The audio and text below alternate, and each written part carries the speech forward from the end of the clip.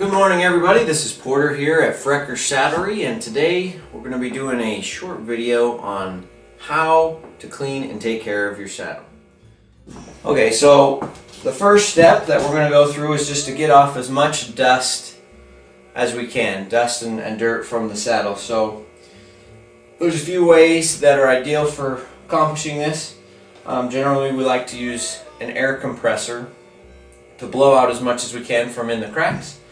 And then we also like to use a brush or something that's not quite abrasive enough to scratch it, but just enough to get the dust out of the cracks inside the tooling. So now what we're going to use is you're going to need a bucket of water, a sponge, and some type of leather cleaner. We like to use saddle soap. I like the spray bottle type. Mostly just because it's real convenient to use. You mix that with water and it will not only help clean your leather but condition it a little bit too.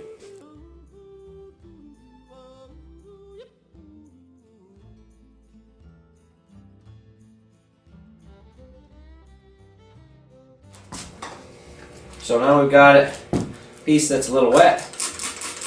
We're going to add in a little saddle soap here. We'll scrub this off. Make sure you pull these billets around so you get the back and the top. A little bit of water to rinse it off. And if it's really dirty, you can use a brush that's not real abrasive. Something like this, a soft bristle brush, can still be okay to use on your tooling. You don't want to scrub real hard because you don't want to ruin the definition on any of the leather carving you have. But sometimes a brush can be helpful to get more dirt out of the cracks if it's really embedded in there.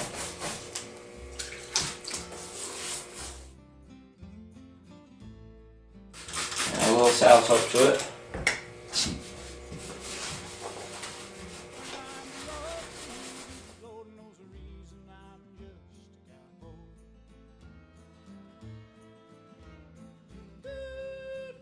Okay, and a note for when we're cleaning the fenders and the stirrup leathers, it's a good idea to just pull the stirrup off because we're definitely going to want to scrub around where the stirrup leather goes around the stirrup top. That's definitely a point where you get a lot of wear and you're going to get some crud in here. It's a good idea to clean that out. And then we're also going to pull the stirrup leather through so that we can scrub this off and clean it. I should mention it's also nice to have a dirty old t-shirt or a towel or something. So before the water completely dries off the saddle, it's a good idea to wipe the excess off the top. A lot of times the dirt that you've been scrubbing will be in that, and if you buff it off before it dries, you'll keep more of that dirt from drying back down into the saddle. Okay, now that we've got the saddle cleaned off, we're going to start oiling and getting the saddle finished up. The oil that we're going to use is a pure neat's foot oil. If you do have a saddle, say, that's got a lot of tooling and you don't want to make it darker, you can use a mixture of neat's foot and olive oil, or just use olive oil. It does have a little different smell to it, but it will work also for conditioning your leather and won't darken it nearly as much as the neat's foot oil does. Now, since we're going to be doing regular oiling on our saddles once a year, we don't have to put on a real heavy coat, so it's not going to darken it a lot. Maybe just a little bit. So I'm going to show you how to do that. So what we like to use is a sheepskin rag. So we just got out a little chunk of sheepskin, and it works kind of like a sponge. You can use cloth or a number of different things, but this is what we like to use here. So I just like to dab this in the oil just a little bit to get it ready to use. You don't want it dripping with oil when you put it on there so that it smothers everywhere. You just want enough so that, you know, it's got some oil in it, and you can wipe it on there. And you don't have to scrub it on real hard or anything. Just kind of gently work it over so that all of it has a little gloss to it from the oil, so then you know we got a good even coat.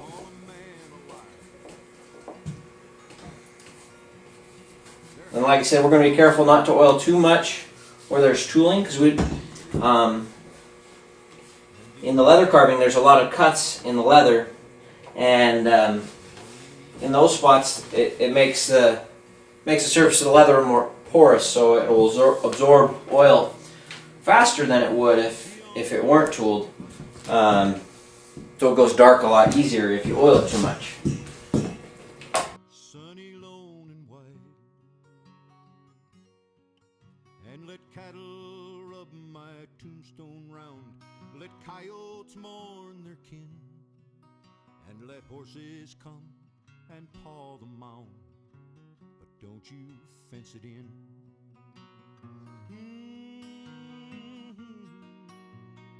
It's a good idea to get a little oil on all your strings too. They can get pretty brittle over time. Okay, and just like when we were cleaning, we're going to make sure when we get any type of oil or conditioner that we're hitting this spot as well.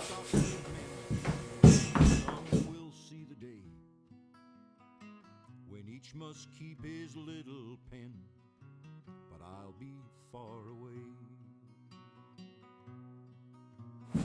Okay, so now we've got the saddle all oiled. We're going to let it sit again for a little bit, and then we'll get into using conditioners. We like to use a conditioner called Skidmore's. It's a wax-based leather conditioner that helps keep the leather supple. The wax also helps to make the leather a little water resistant as well. But it's a great thing to have in areas of your saddle where there's a lot of friction, anywhere where there's two pieces of leather rubbing together. We particularly like to use it in places like this, which I'll demonstrate now. So as you pull the stirrup leather back through, like I mentioned before, where it bends around the top of the bar is one of the first places that's going to wear out. So it's also a place that is the source of a lot of squeaking in a saddle, is in this section from here to here, where it's rubbing on these other pieces of leather.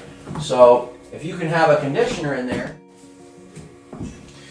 it not only will help to prevent that piece of leather from wearing out, but it will also help to eliminate a lot of that noise. So same like with the oil, we like to use a little sheepskin rag, but you could use whatever. So we like to do both sides right here.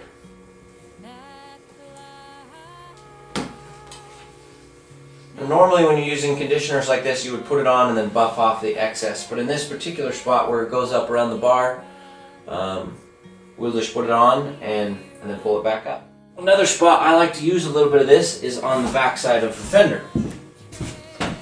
Here you have a piece of your saddle that often can get a lot of sweat from the horse, especially right here on the side of the fender, and as over the years, sweat tends to make this part really stiff, especially if it's not getting oiled regularly. So this conditioner, one, it will help to soften up that leather, and two, the wax in it will help prevent sweat from the horse from really penetrating into the leather when you're riding. Okay, one more note with the Skidmores here. There are a few other parts in your saddle that tend to get a lot of moisture and sweat. Your rear cinch is one of the major struggles there. This tends to get more dirt and garbage and sweat and everything on it than almost any other part of the saddle. So this is a great place to use a lot of Skidmores or a lot of wax-based products. If you want to use a heavier one that's got more wax on it, this is a great place to use that. because the more wax you can get in here, the more waterproof this will be, the more it will stay soft. This is definitely one of the parts that just from getting wet tends to wear out faster than many other parts of the saddle. So I've already done it here, but what I like to do is just get a good coat of that leather conditioner and just let it sit on here. We'll let it sit for a while and then we'll buff it off before we use it or before we send the saddle back. But the next step that we have to finish up this saddle here is just to buff off the excess skid marks, and then to give the leather here a little bit of a nice glossy sheen. And this is an optional step, but it does make it look nicer. We're going to use a product called Tan Coat, and there are a lot of different top coats that you can put on your saddle, but this one we like. It dries really fast and clear, and it gives it a nice glossy finish, and also helps waterproof the saddle just a little bit. Just like the Skidmores, we're not going to use this on the rough out portion of the saddle because it would polish it out and there wouldn't be any of that texture left.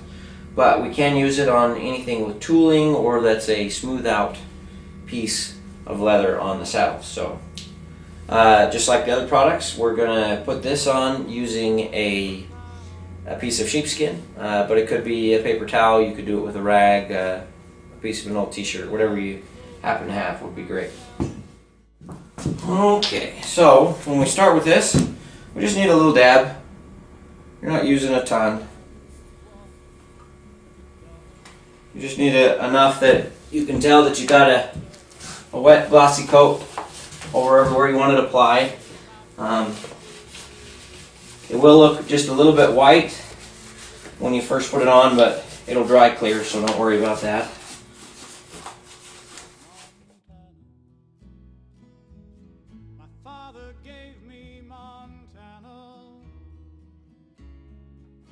Okay, so we've got a nice coat of Tan Coat on all the saddle. That'll give it a nice glossy finish as it dries. And it'll give it a little bit of waterproof cover there, and it should be set for a good long while. This saddle. Last note: one thing to check on all your saddles before each ride, and anytime you are going to clean it, is to take a look at your sheepskin. The sheepskin on this saddle is pretty clean, so I don't got anything to worry about.